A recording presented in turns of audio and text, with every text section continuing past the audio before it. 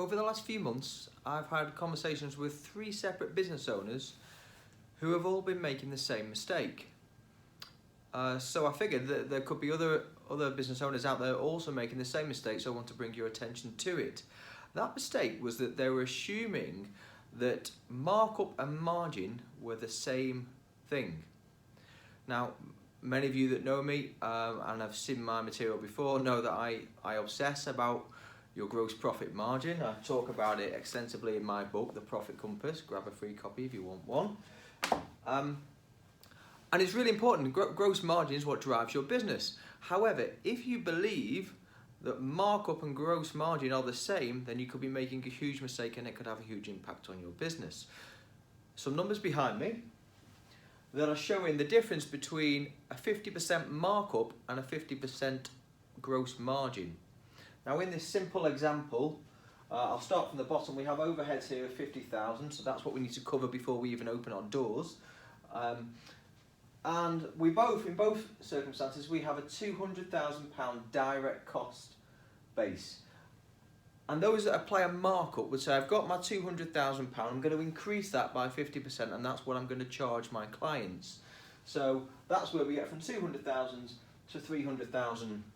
Now, if you're doing that and you are thinking you're making a 50% gross margin, that is incorrect, because you can see from the numbers here, you're actually making a 33.33% gross profit margin, because margin is what's left from your sales, the profit that's actually left from your sales. Markup is the difference between your cost and your sales price.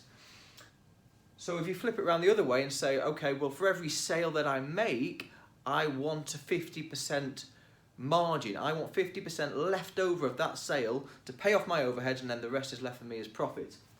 And you can see over on this side here, that then dictates that if we want a 50% margin, we need a £400,000 worth of sales in this example, which leaves us £200,000 gross profit. We pay off our overheads and we're left with 150,000. So you can see the difference here at the bottom line. You've got 150,000 versus 50,000. Huge difference, huge.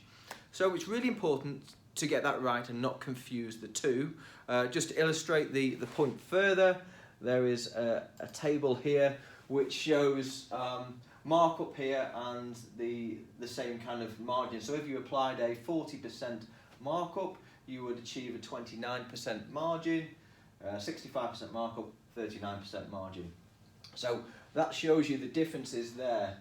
You may even think down at these levels here that, you know, as the difference is small, it doesn't really matter too much. Well, it does, because if you've got such a low margin, then there's very little room for error.